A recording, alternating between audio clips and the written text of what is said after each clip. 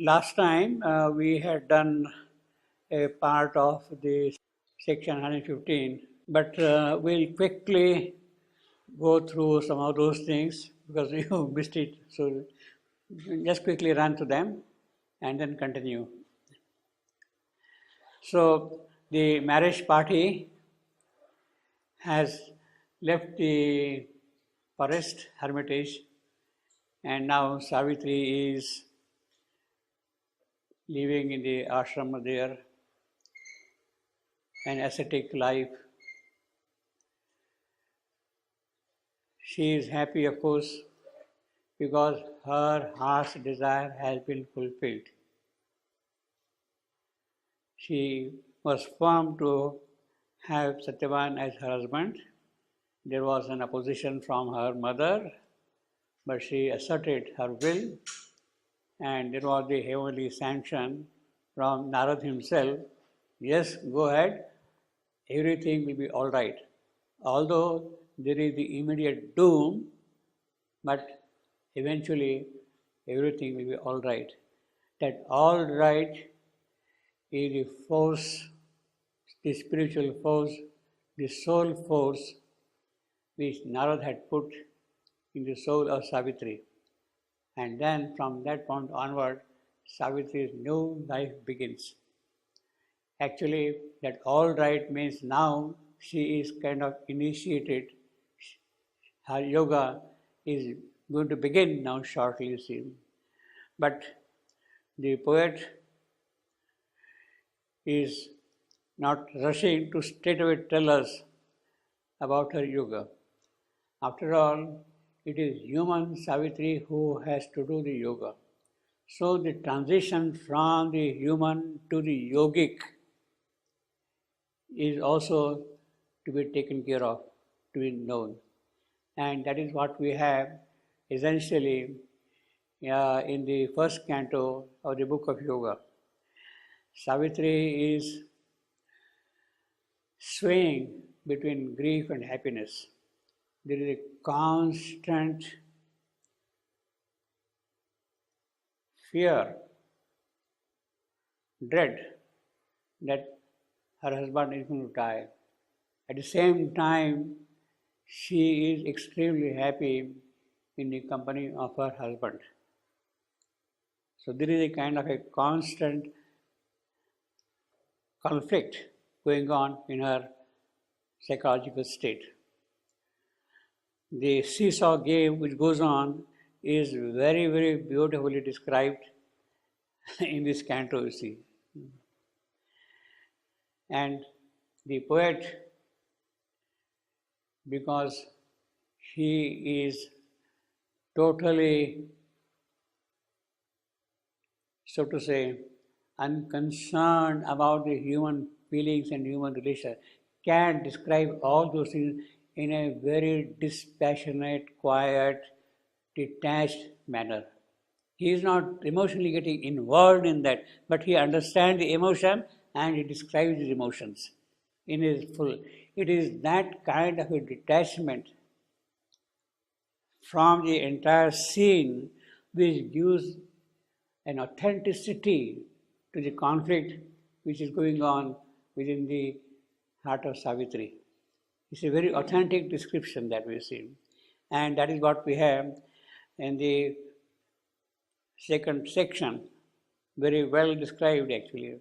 At first to her beneath the sapphire heavens, the sylvan solitude was a gorgeous dream, an altar of the summer splendor and fire, a sky-topped flower-hung palace of the gods, and all its saints a smile on rapturous lips, and all its voices bars of happiness. What a beautiful description this one you see here. Beneath the sapphire heavens,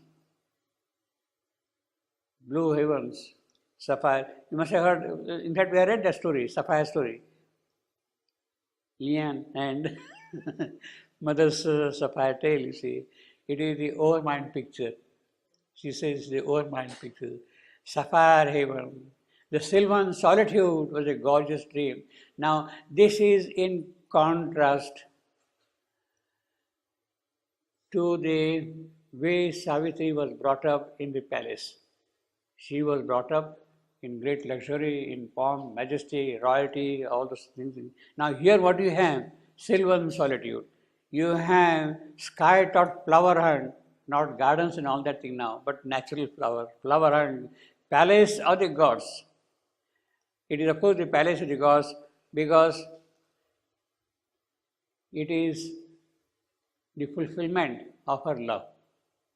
And therefore she is living as if in the palace of the gods, you see, not the human palace, the real divine palace, you see, is the fulfillment of love in which she sings. And all his saints a smile on rapturous lips.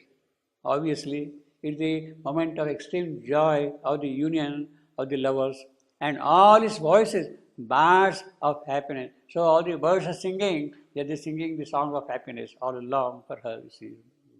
There was a chanting of the casual wind, there was a glory in the least sunbeam. Glory in the least sunbeam. Night was a cry of praise on velvet cloth. This is what we have seen last time. The velvet cloth is there, and on that this gem is sitting, the Christ of praise, blue shining gem. The gem which shines even in the darkness, so it is that which is shining there.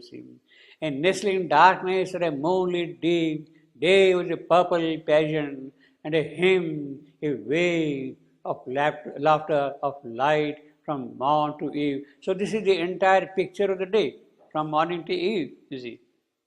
The whole day is describing how the whole day passes for Savitri. And then his absence was a dream of memory, his presence was the empire of a god.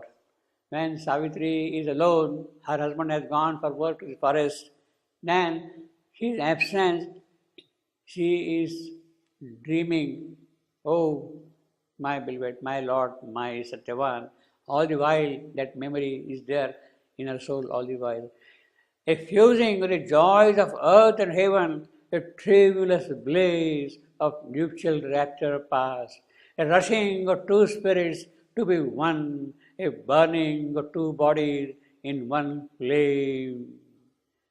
A burning of two bodies in one flame, the flame of love with that intensity bringing them together physically, and it is that intensity which is very beautifully described here, you see. Well, in the common language, in the vital language, it would mean it is the fusing of the two lovers, it is a sexual union of the lovers here. But here the whole thing can see to what level he has taken it up. Yes, there is a sexual part of it, all right, but he is not describing it in that way at all, you see. It is the burning of two bodies in one flame. It is not the physical contact of one to the other. The burning of the body takes place in the subtle physical. The subtle physical becomes active, dynamic, powerful, you see.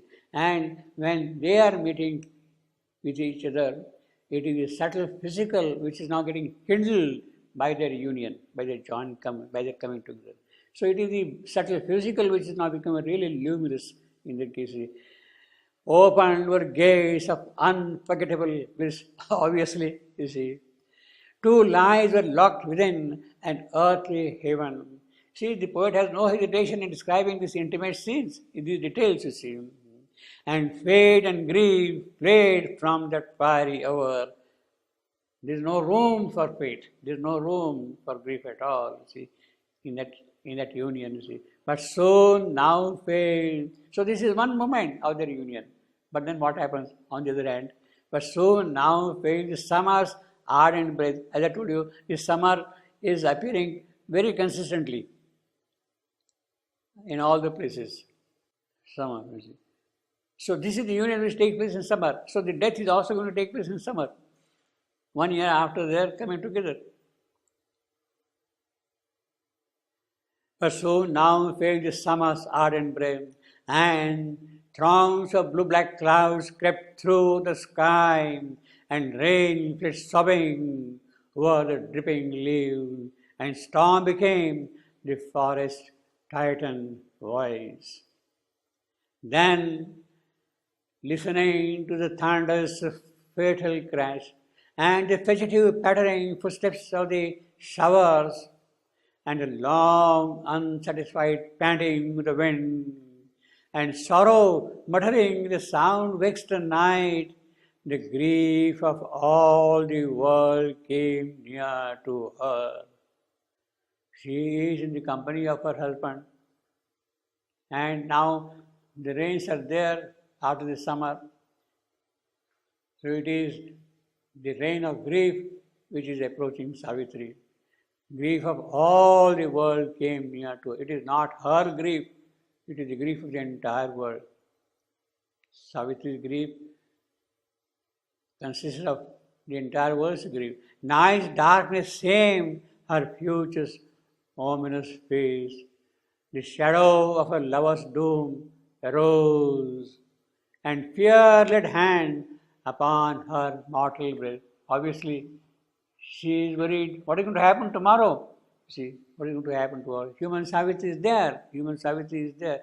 And he has to describe the full nature of human Savitri. This is what we have here, see, complete.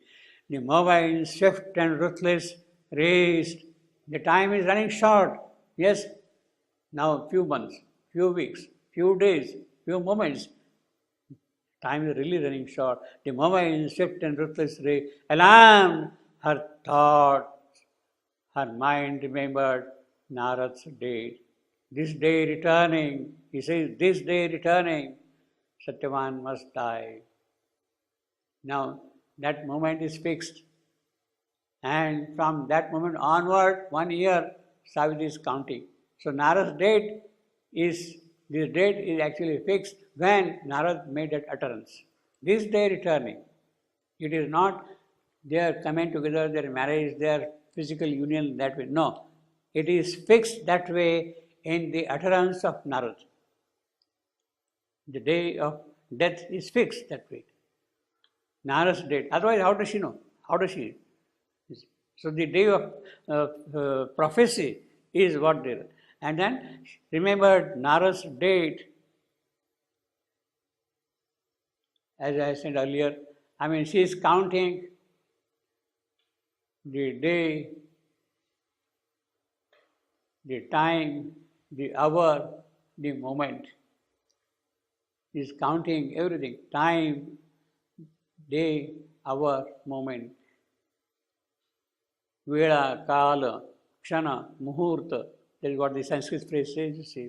She is counting all that thing. And she knows that thing, she is fixed in that. And every day a page of life is getting torn from her life, from her calendar. A trembling, moved accountant of her riches. So she is now accounting, you see, counting, okay, now 365, 364, 363. She is counting like that, you see, all the accountant to see. She reckoned the insufficient days between. Insufficient for what? She doesn't know. Insufficient for what? For her joy. Can she get all the joy she wants in those few remaining days, insufficient days? That 1 year is not enough for her to be in the company of her lover. Insufficient days, you see. A dire expectancy knocked at her breast. Dreadful to her were the footsteps of the hours. You see, he says first days, now he says hours. Grief came, a passionate stranger, to her gate. Grief came, a passionate stranger, to her gate. Savitri never knew grief, but now he is coming as a guest and waiting at the gate there. You see. It rose at morn to look into her, vanish when in his arms. That grief is no more there when Savitri is in the company of her lover, of her husband. Out of her sleep, it rose at morn to look into her face. The moment she gets up, the grief comes, that guest is there, he is waiting there outside, and he is looking into her face, you see. Vainly she fled into the abysms of bliss. She wants to go back into the profound depths of bliss, Savitri of her company, of her lover's company. But that is vain, because that grief is knocking now at the door. He is there as a guest coming there. From her pursuing foresight of the end, the more she plunged into love, that anguish grew. Obviously, the joy of union becomes more and more intense, but with the same intensity, also that worry, that dread, that anguish goes in her soul. Her deepest grief, from sweetest gulps arose. Deepest grief, the abysms of bliss. In contrast to that, the deepest grief. This is the direst grief coming to her. When she is in the company of her sweetest gulps. Remembrance was a poignant pang. She felt each day a golden leaf torn cruelly out from her too slender book of love and joy. Too slender from the book of love and joy. Too slender, insufficient is. He says insufficient is, no. That is too slender, you see. From her too slender book of love and joy. It is just a book of 365 pages, and it will be read very quickly, very fast, you see. But half of the book, rather not half of the book, half of the page of the book is joy, the other half of the page is grief, you see. It's constantly going on from page to page like that, you see. Thus swaying in strong gusts of happiness. See, this is a conflict going on. The seesaw game of joy and happiness and grief and sorrow is constantly going on. Swaying in strong gusts of happiness and swimming in foreboding somber waves and feeding sorrow and terror with her hand. For now they sat among her bosom's guests, on her, or in her inner chamber, paced apart. Her eyes stared blind into the future's night. She does not know what is going to happen tomorrow, future's night. She is looking into the future. She is totally unaware of what is going to happen, how she is going to move, how she is going to meet that event, totally. Feeding sorrow and terror with her heart. Obviously. But now they, sorrow and terror, sat among the bosoms guests. So they had now occupied her heart, or in her inner chamber, paced apart, sorrow and grief, she will walk apart otherwise, you see. Out of her separate self, she looked and saw. Now she is becoming little yogic. You see, the whole quality of Savitri's grief, the whole quality of Savitri's conflict is that itself is turning into her yogic poise. It's turning into her yogic poise, you see. That is the important thing there, you see. It is not human passion, human violence, nothing at all. The grief itself is turning into a yogic quality, you see. Out of a separate self, she looked and saw moving amid the unconscious faces loved, all the people which are there around. They are not aware of what is going to happen tomorrow. See, they are taking life in a usual manner. They are carrying on their daily activities in a usual manner, moving amid the unconscious faces loved, in mind a stranger, though in heart so near. The ignorant, smiling world go happily by. You see, everybody is carrying on their whole world. See. But Savitri, what is going to happen tomorrow to Savitri? Of that they have absolutely no idea, no hint at all, you see. So they are happily going on with their daily things, you see. The ignorant, smiling world, that is what we are. The ignorant, smiling world go happily by upon its way towards an unknown doom, and wondered at the careless lives of men. Wondered. Who wondered? Savitri wondered. How these people can really smile and live and do their daily activities like that at all? When the doom is standing very close to them, see, she's wondering at that. Now, all that she is watching, not with a passion, that I am grieving and you fellows, you chaps, merrily, happily doing all kind of things, it's not that vital passion at all. She is seeing the whole thing in a very calm, detached, isolated manner, as if she is not really affected by anything at all. That is the quality of the separate self of Savitri. She can stand away from her outer nature and live within, and from that see the whole thing. Now, this phrase, separate self, is a very significant phrase, and we have number of occurrences of separate phrase in Savitri. There are eight occurrences of this phrase, separate self, in Savitri. Now, what is separate self? Now, here we have got separate self. Its units also act in ignorance of each other and of the cosmic whole, except for the knowledge that they can get by contact, by communication. The basic sense of identity and the mutual penetration and understanding that comes from it are no longer there. The basic sense of understanding and penetration is not there. The character persists in life and the subtle matter, etc. Then he is talking of the overmind descent. Well, here we have the 8 passages from Savitri about the separate self. Well, let me just quote 10.17 separate self, where it occurs. 10.17.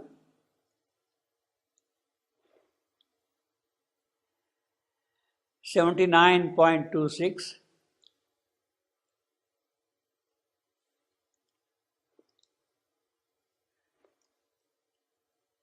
104.13, 115.15,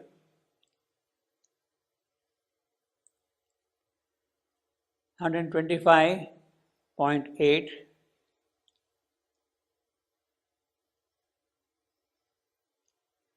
138.32, 131.11, and 154.5.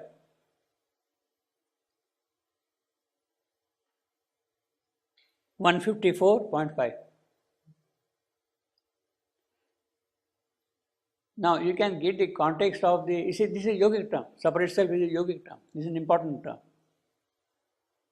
It describes a certain yogic psychological state. See, let us read this one, 104.12. This is a meeting of Satyavan and Savitri. They are joining together. They are pledging to be together. She is putting a garland in the neck of Satyavan. Satyavan is going to embrace. All that we have seen in the book of love. So, first part is, in a wide moment of two souls that meet, she felt her being flow into him as in waves. A river pours into a mighty sea. That is how she is pouring herself into him. As when a soul is merging into God, to live in him forever and know his joy, her consciousness was a way of him alone, and all her separate self was lost in his.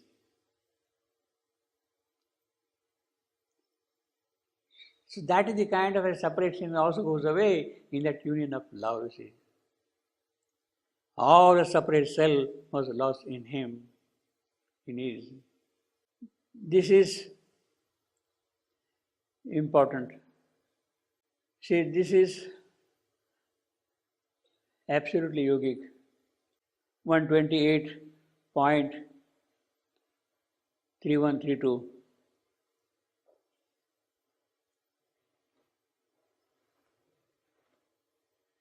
See here, the little background is like this. about this passage. Savitri has found her soul. This is 5th canto of the Book of Yoga. Savitri has found her soul. After finding the soul, she is now experiencing something different. The divine Shakti herself is entering into her subtle physical body. Center after center are now occupied by divine Savitri. All the chakras are getting now charged with the presence of divine Savitri. So the Kundalini has descended into Savitri from above down below. She has discovered her soul. The divine force now has entered and is now occupying all her centers in the subtle physical. But of course, that is a very great siddhi, realization of Savitri, finding the soul and the divine force entering into the physical. But that is not sufficient for Savitri's work. Finding the soul is not sufficient for Savitri's work. Even the presence of the divine force in her body is not sufficient, because she has to meet death. Now, all that is of ignorance, of inconscience in her nature, that should also get removed. The divine presence cannot be there if your physical, your mental, your vital are still governed by the laws of inconscience and ignorance. And with their presence, death can simply swallow her up. You see, if she Savitri is still governed by the inconscient laws of nature, then it's very easy for death to sort of swallow her up, you see. So it is not sufficient for Savitri to simply get the divine force and establish in the body, in her physical, you see. Even her physical nature now should open out. The very vital, mental, physical has to open out to the divine presence and divine force. Rather, for that thing to happen, what Savitri has to do is, she must empty herself out fully. All that is inconscient, all that is ignorant, etc., they have to go away from her. That is the nirvana. Savitri must empty herself out fully, attain that nirvanic condition, and when she is empty fully, then God can come and reside in her. Then she is really the master of that thing. So that transition now from the discovery of the soul and the Kundalini getting established here, Savitri faces, because of this human nature, the inconscient nature, a dread. The dread comes to Savitri in the form of a voice and challenge, who are you? You think that you have attained something very great? Establishing the divine force in your body, in your subtle physical, you think it's very great? He's challenging. So a cry of the abyss drew heaven's reply. From below, that cry is coming out and replying heaven. A might of storm chased by the might of the sun. Both of them are now constantly there. O soul, Savitri is told, O soul, bear not thy kingdom to the foe. Don't expose your soul, your gain, your siddhi, your attainments, realization, don't expose to others, to the foe, to the enemy. In fact, that is constantly being told to us also. Those who are getting spiritual realization, they should hold them entirely to themselves. Do not utter them. They can get squandered away, they can get lost also, you see. It is necessary to hold them. Don't expose them to the foe. Bear not thy kingdom to the foe. Consent to hide thy royalty of bliss. Yes, you attain great bliss, but hide it. Don't expose it. Don't show it off. Don't strut around with that bliss, you see. Lest time and fate find out its avenue and beat with a thunderous knock upon thy gate. Time and fate will come if you start exposing all those things. You have to have really some capacity to hold them entirely to yourself. You have to be a good adhara, support to hold, contain all the divine gain which you have got. Hide while thou can that treasure of separate self. That separate self which you have now gained, you hide it from others. Don't expose it at all to others, you see. Don't. Behind the luminous rampart of thy depths, till of a vaster empire it grows part. So, yes, you have attained, but please keep it entirely to yourself. Till of a vaster empire it grows part. When it really becomes a part of the universal master thing, then you can go and really talk about that thing, but not until then. You see, not until then. This is the danger. It can take wings and disappear. You see, all your spiritual realizations. You see. So, in fact, that is the one of the basic conditions of sadhana. If you have achieved something, keep it to yourself. When you are really confident, mastered is a part of your personality, then maybe you can talk about it, but not until then. You see. Not until then. Out of a separate self, she looked and saw. See, this is the condition now. See, now just imagine at the very early stage, Savitri is swaying between grief and happiness, but now she has detached herself entirely from all those movements, all those actions. Out of a separate self, she looked and saw. Moving amid the unconscious faces loved, in mind a stranger, though in heart so near, the ignorant smiling world go happily by upon its way towards an unknown doom, and wondered at the careless lives of men. Obviously, see, as if in different worlds they walked. This Savitri is walking in another world, and these people are walking in another world. As if in different worlds they walked. Though crows, they confident of the returning sun, they wrapped the little early hopes and she, in her dreadful knowledge, was alone. Yes, the doom. Nobody knows around that, you see. The rich and happy secrecy that once enshrined her, as if in a silver bower, apart in the brightness of thoughts and dreams, made room for tragic hours of solitude and lonely grief that none could share or know, a body seeing the end too soon of joy and the fragile happiness of mortal love. Fragile happiness of mortal love. This is what we are, you see. This is what we are, you see. Her quiet visage. See, her quiet visage. Although she is now passionate, she is swaying between grief and happiness constantly. Yet her face, her personality, her poise is absolutely quiet. Her quiet is still and sweet and calm. Her graceful daily acts were now a mask. In vain she looked upon her depths to find a ground of stillness and a spirit's peace. Still veiled from her with a silent being within. She is looking for something. She has become very calm and quiet. She is looking for something. But the silent being who will guide her, he is veiled, he is covered.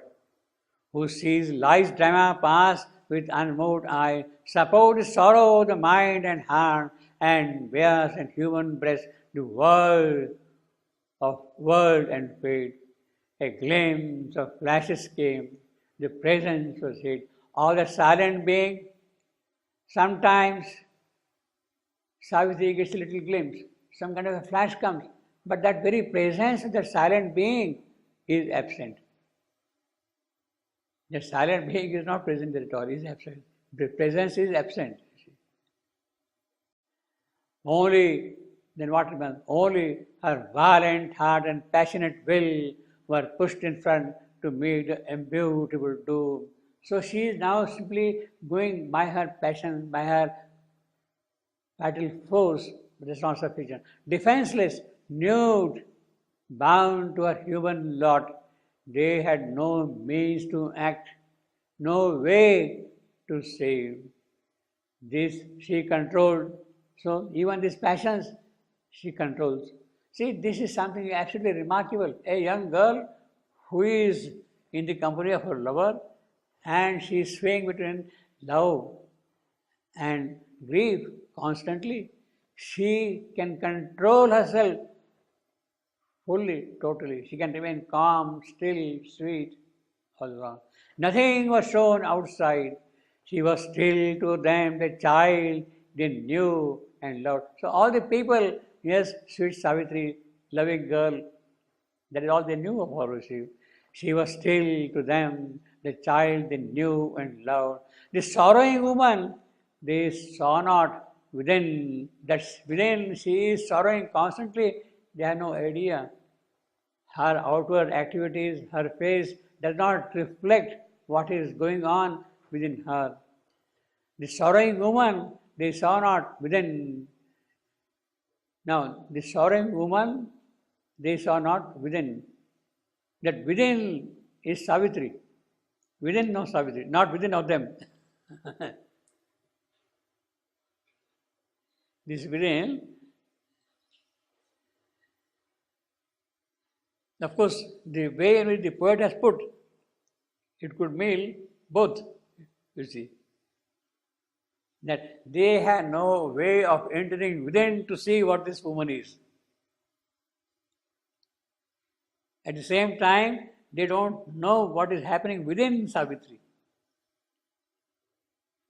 So, you see, the way the poetry goes here, all in one single sentence, everything is there, see. No change was in her beautiful motions seen. A worshipped empress, all once white to serve. Yes, she was a princess, a royal girl living in a palace, servants, everybody attending on her. White, they were competing to serve her. Madam, see, darling, all the while. But now she has to do all the daily work herself, you see. She made herself the diligent serf of all, not spared the labor of broom and jar and well, or close gentle tending, or to heat the fire of altar and kitchen, no slight task allowed to others that her woman's strength might do. So she would do whatever she could do. In all her acts, a strange divinity shone. This is the most remarkable thing about Savitri. She is doing all these common daily activities, but not the way we humans do. In all her actions, there is strange divinity shone. I gave you the last time the example of Mother Durga, see, visiting Savitri. In all her acts, strange divinity shone.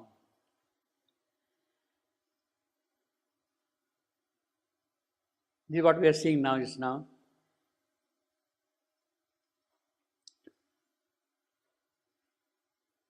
In all her acts, a strange divinity shone. Into a simplest moment, she could bring a oneness with Earth's glowing robe of light, a lifting up of common acts by love. Now, he is describing a strange divinity. What is a strange divinity? Into simplest moment, she could bring oneness. In all her activity, everybody, trees, flowers, mountains, rivers, people all around, they are all made of him. That oneness, it is that she is seeing everywhere. A oneness with us, glowing robe of light. They are bright. That is what she sees now. A lifting up of common acts by love. That is the strange divinity Savitri can impart. See, we do all our activities, but I don't think we can really lift anything to this level at all. All love was hers, and its one heavenly God bound all to all. That is the strange divinity. It is that which is shining in her. Known all to all.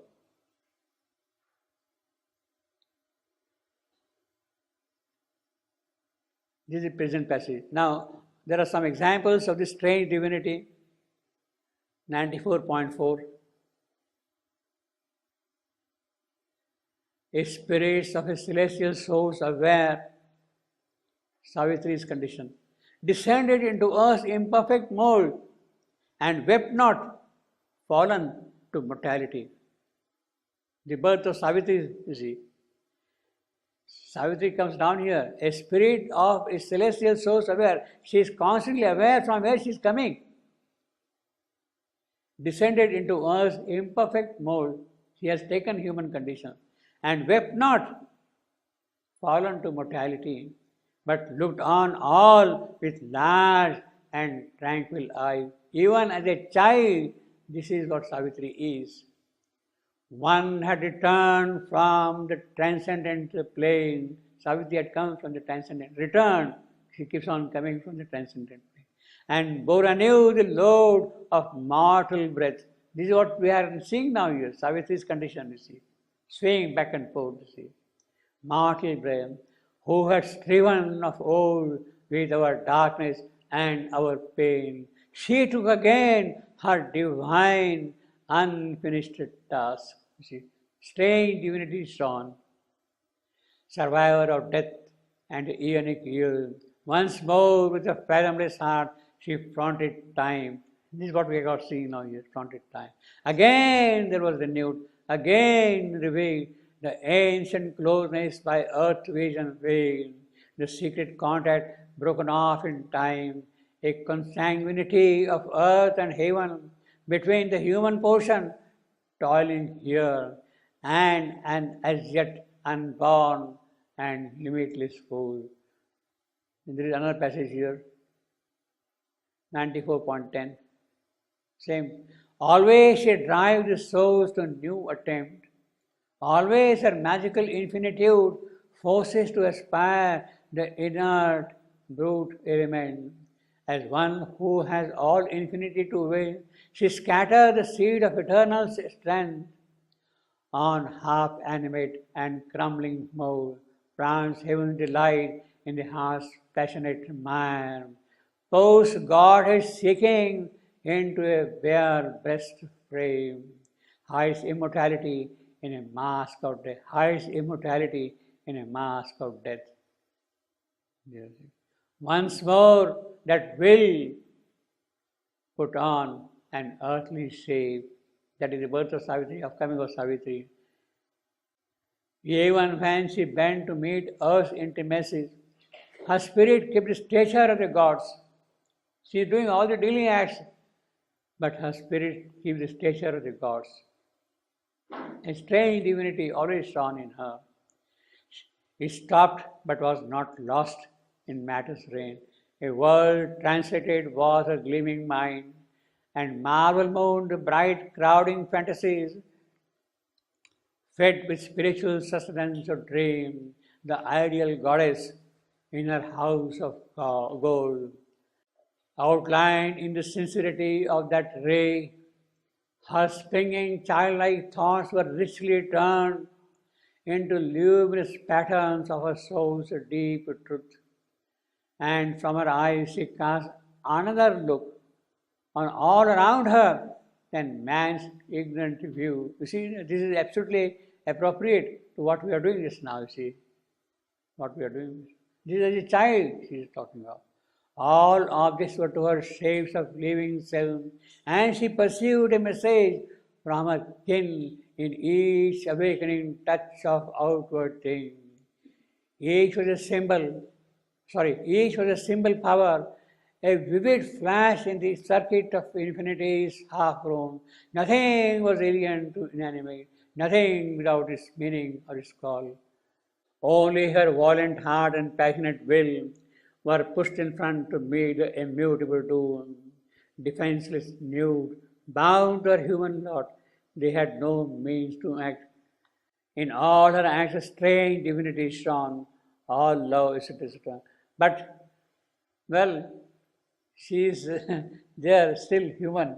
Savitri is still human, you see. But when her grief to the surface pressed too close, these things, once gracious adjuncts of her joy, seemed meaningless to her.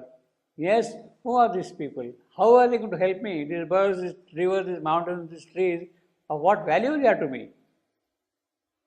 When her grief comes out fully, you see.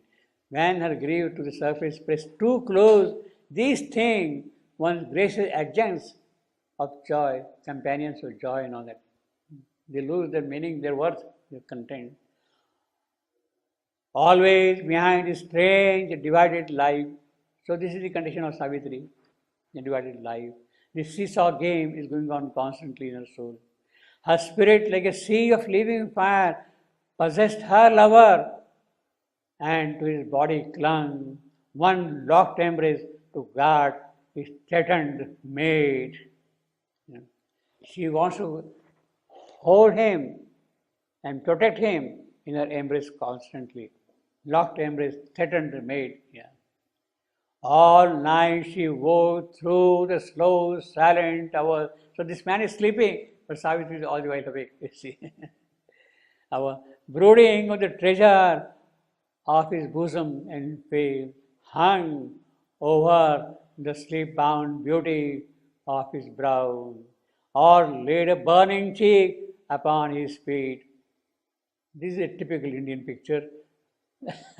The Westerner will not be able to appreciate it. Laid her burning cheek upon his feet. Savitri is passionate. This man is sleeping, but what is she doing? She is keeping her cheek pressed against his feet. Against his feet, you see. That is what we call in the Indian Bhakti language the Vaishnavi Bhava.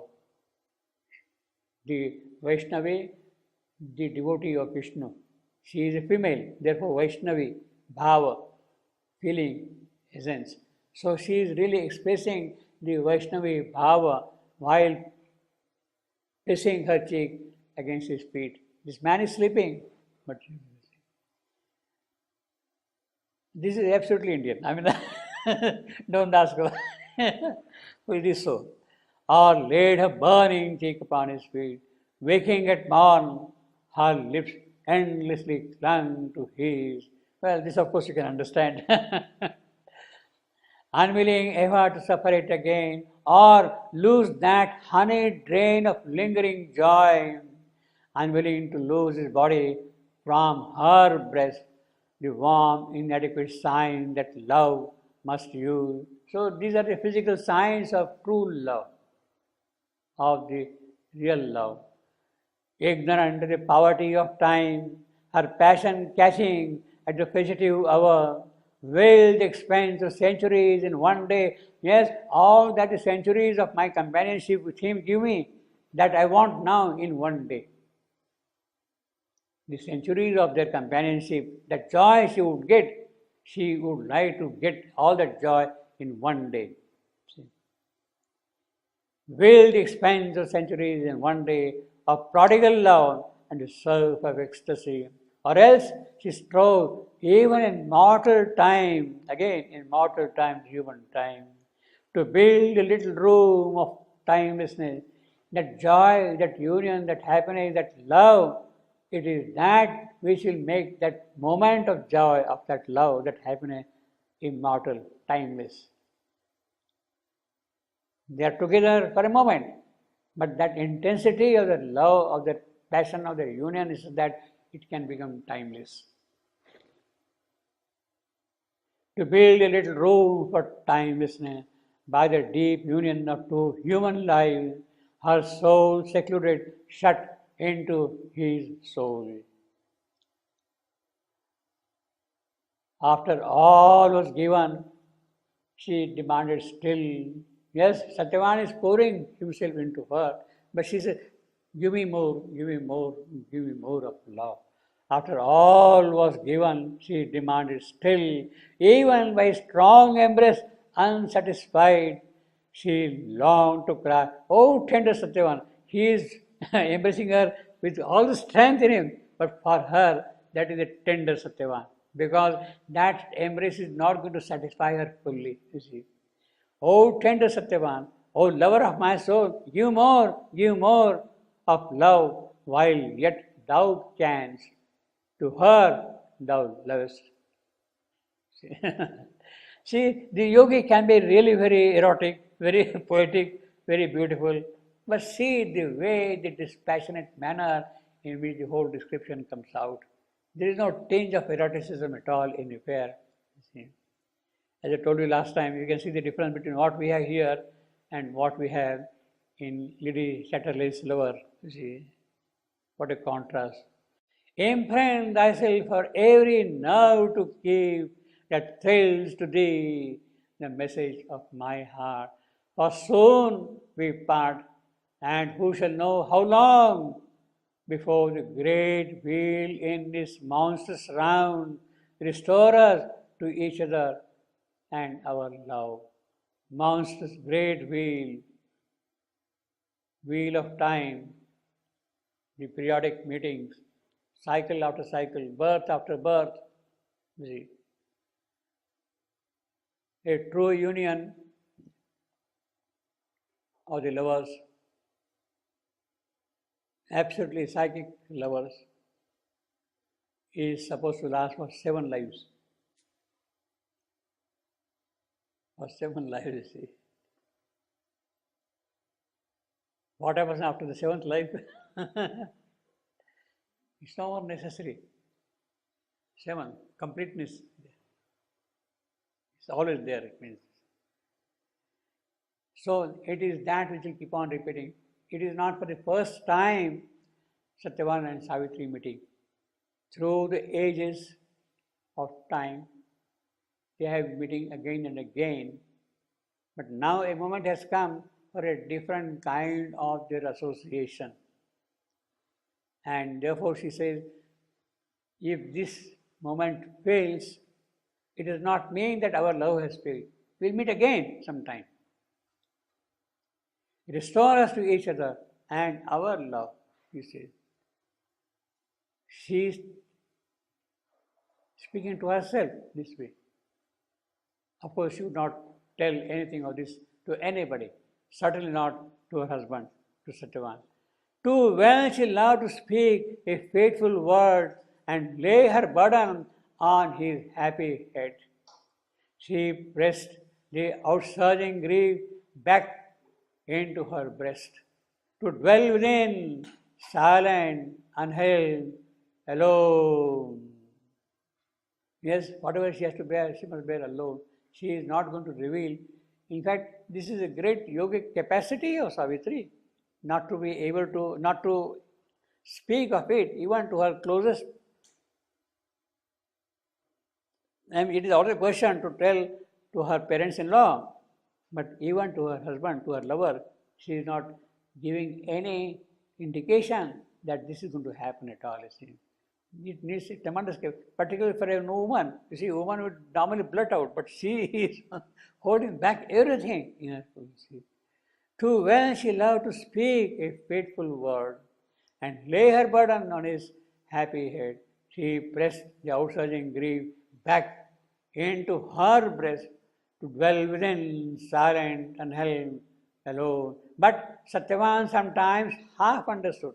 She feels, look, something perhaps something wrong with Savitri. So he feels uneasy. Why Savitri is doing that kind of a thing? Sometimes he gets a little hint or inkling of it, feeling, some perception of it, you see.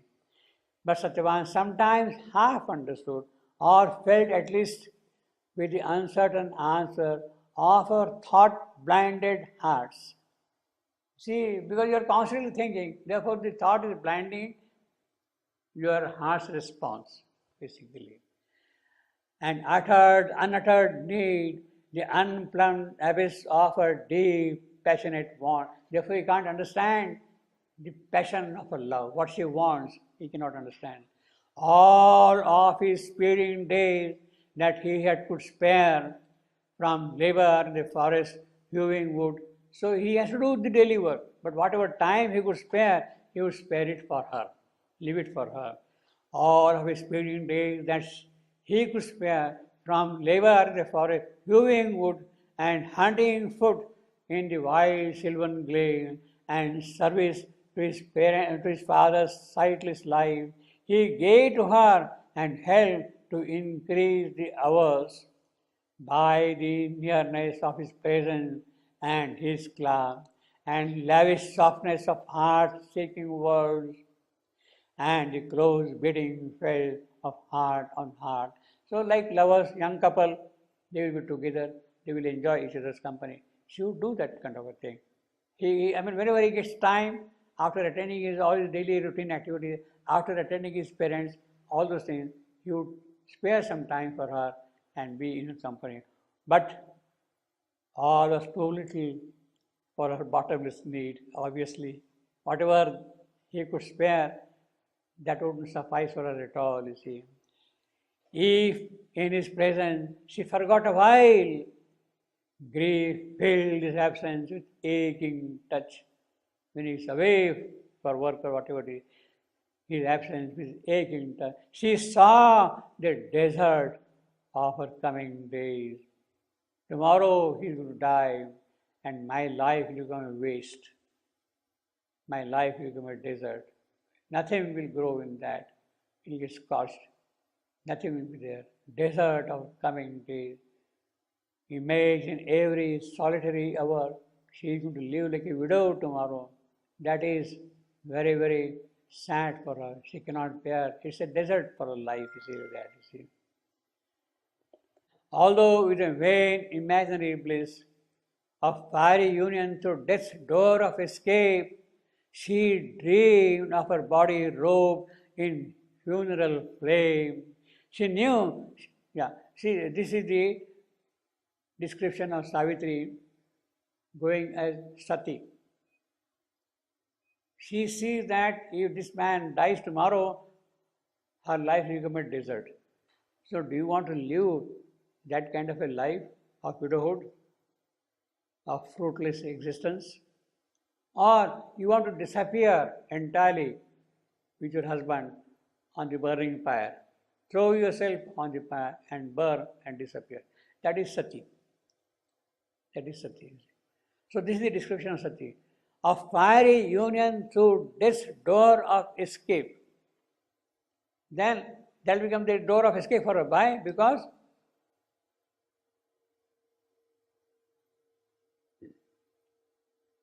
she has now escaped the desert by burning herself on the pyre. She has gone away. Therefore, death becomes the door of escape. Would she cross through that door of escape? That is what now she is considering at the moment, you see. Although with a vain imaginary plan of fiery union through death's door of escape, she dreamed of her body robed in funeral flame. She knew she must not clutch that happiness. But Savitri also knows that no, she cannot disappear like that. She cannot clutch that lonely happiness. Why? Because she knew she must not clutch that happiness. To die with him and follow, seizing his robe across our other countries, travelers glad into the sweet or terrible beyond. She is now weighing the pros and cons. Should she go as Sati and merge into him and remain always blissful even after death with him? That is one possibility. Or the other possibility, should she clutch that happiness of that union of burning herself on the fire? Or there is something else she has to do here.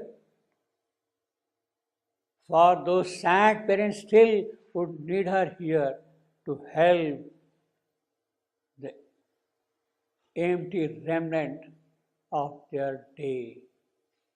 She could go into the terrible beyond by burning herself in the fire along with her dead husband's body. That will be bliss forever for her. But then what happens to these old people here around, her parents-in-law, helpless people who is going to help them at all, you see? Satyavan is not there, Savitri is not there. What will they do? For those sad parents, see, it will be double grief for them. Both of them have gone away and they are old, helpless, blind, all those things. Need her here to help the empty remnant of the day. Whatever few days of their life is remaining, they will keep on weeping and crying all the while, all the while. Should she therefore stay back to take care of them, or should go along with her husband's dead body? See, so that is the kind of conflict at the moment she is facing. You see, now that conflict for those sad parents, often it seemed to her the age's pain had pressed the quintessence into her single woe, concentrating in her a tortured world. Now, the important point is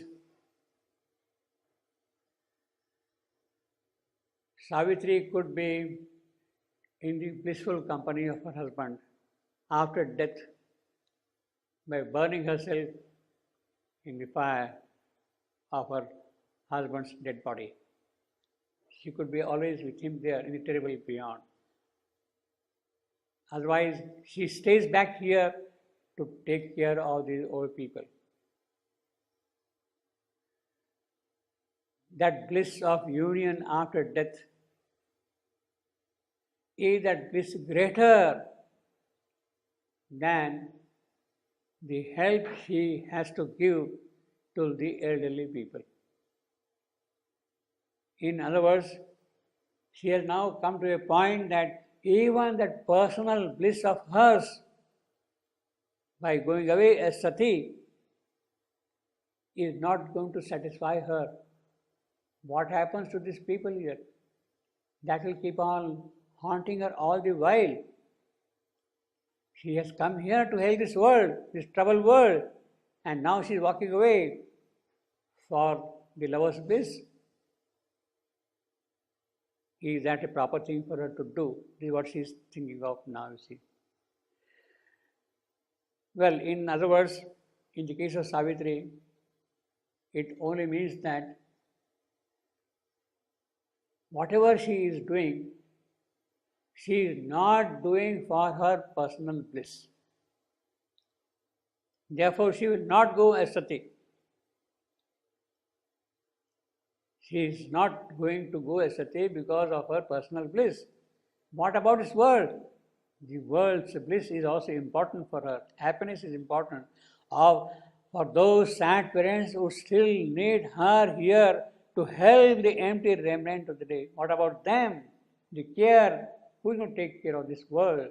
Savitri has come down here for that purpose, and she walks away like that. She is considering that possibility also now here. And when he is now seeing this conflict in her, often it seemed to her the age's pain had pressed their quintessence into a single woe, concentrating in her a tortured world. Tortured world, here epitomized by the sad parents. Tortured world is epitomized by the sad parents, you see here. Sad parents represent, metaphorically, the tortured world. So, the entire grief of this tortured world, of this parent, is now getting condensed in her own single grief. Often it seems to her the age's pain, the pain of this tortured world, being born age after age, it is that which is now gathering totally into her single woe. That moment has come. The entire grief has now got condensed, focused in that thing, concentrating in her tortured world. Thus, in silent chamber of her soul, you see again, she is weighing all these pros and cons, but at the same time, she is silent, calm, unaffected. Thus, in the silent chamber of her soul, cloistering her love to live with secret grief. So love and grief are moving together in her Jesus. She dwelled like a dumb priest with hidden gods, unappeased with the world's offering of her day, lifting to them her sorrow like frankincense, her life the altar, herself the sacrifice. So she is now kindling the altar fire. Savitri is kindling the altar fire, and she is offering that the frankincense. This is one of the gifts which the three Magi had brought to Christ: frankincense, gold, and myrrh.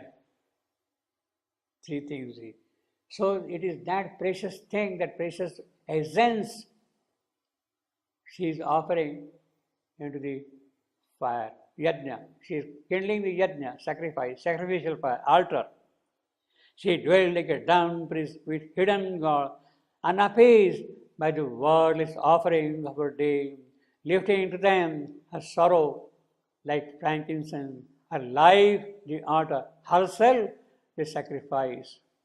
Yet ever they grew into each other more, until it seemed no power could rend apart, since even the body's walls could not divide. It is the burning of two flames in one body.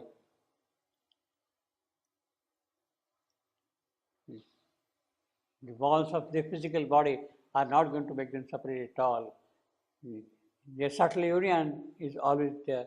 Forever they grew. Now, this is the yogic siddhi Savitri is attaining due to her yoga of sorrow. This is a kind of a yoga of sorrow. This is Savitri yoga of sorrow. And the siddhi of this yoga is that with the realization of that, they have become inseparable from each other. Yet ever they grew into each other until the same. Well, now this is something important, very powerful, very yogic. Thus, in the silent chamber of her soul, crossing aloud to live with secret grief, she dwelled like a dumb priest with hidden gods, unappeased with the wordless offerings of her day, lifting to them her sorrow like frankincense, her life the altar, herself the sacrifice.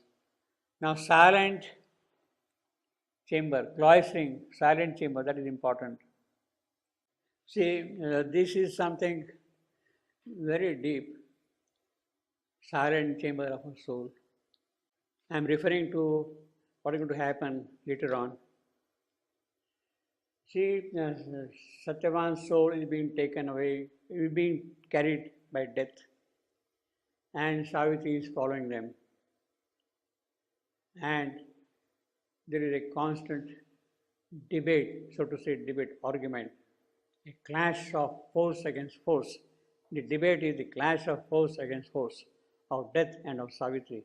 It's not a debate in the normal conventional sense. The debate really means the clash of forces. Now, a point comes with all those arguments which are going on. Savitri is not in a position to convince death why she must have Satyavan back from him.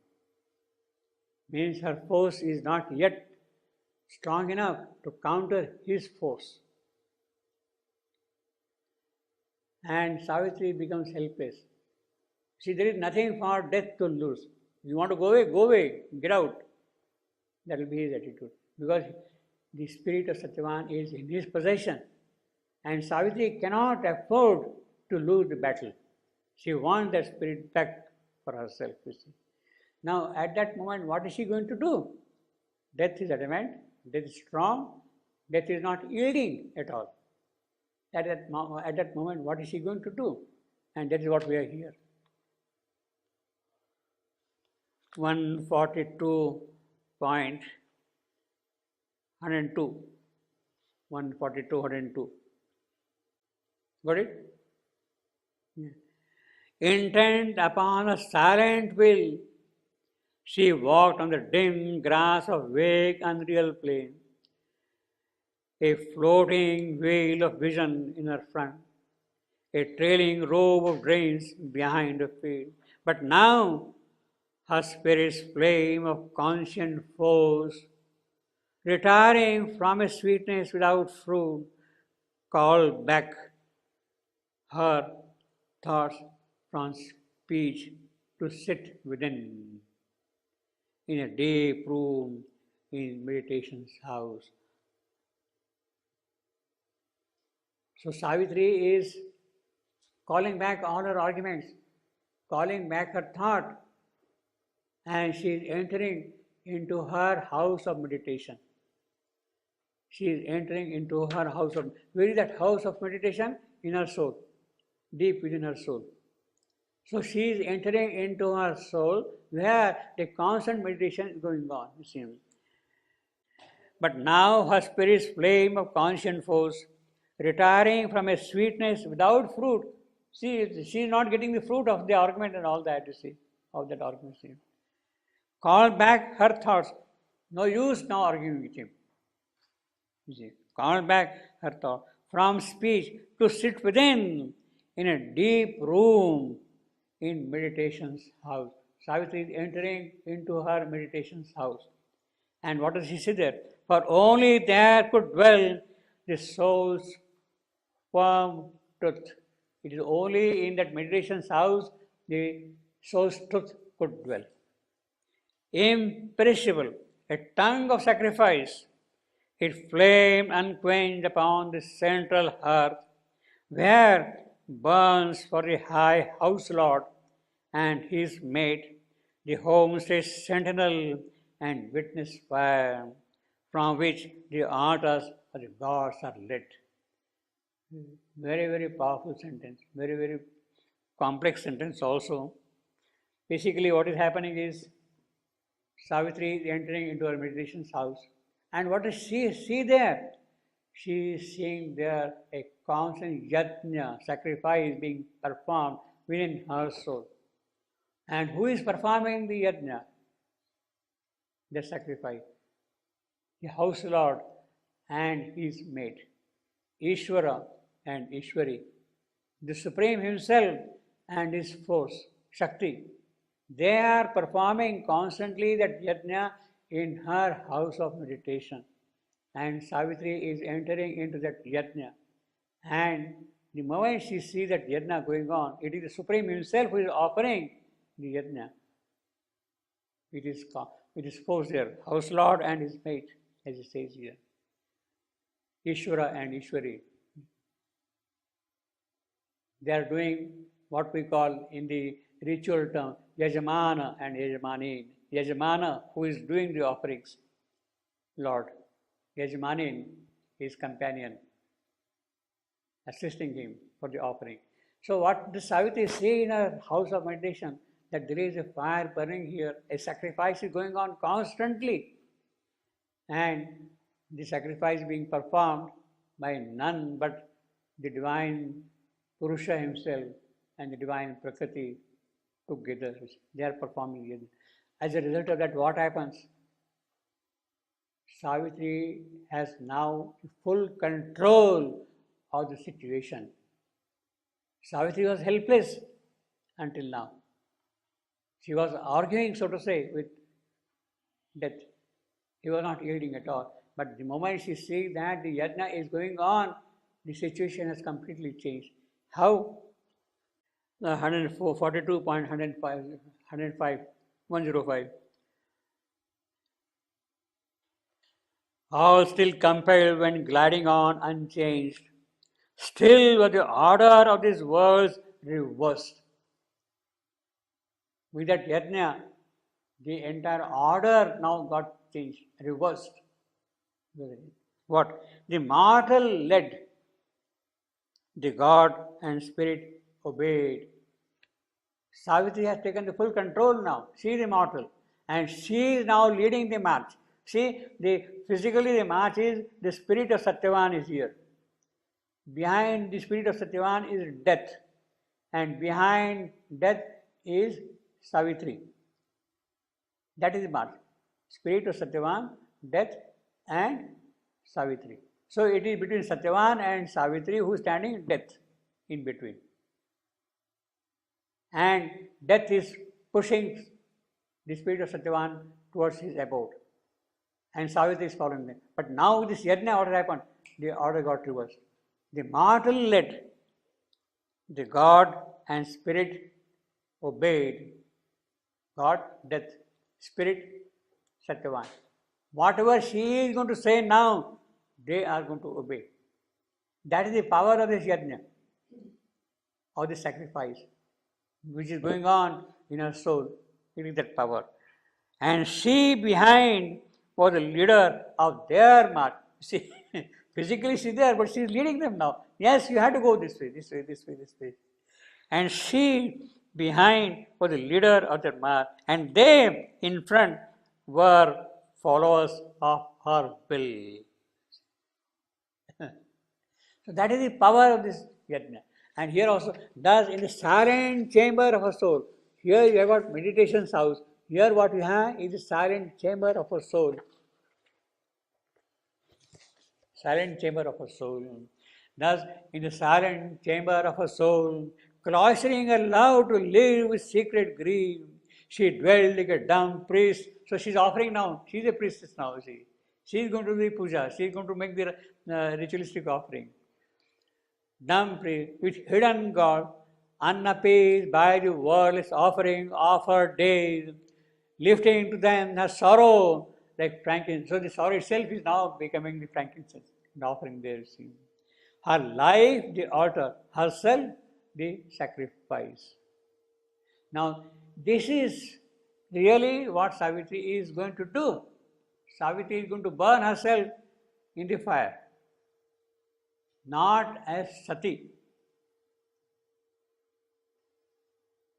but in the sacrifice of her soul, which is going on constantly.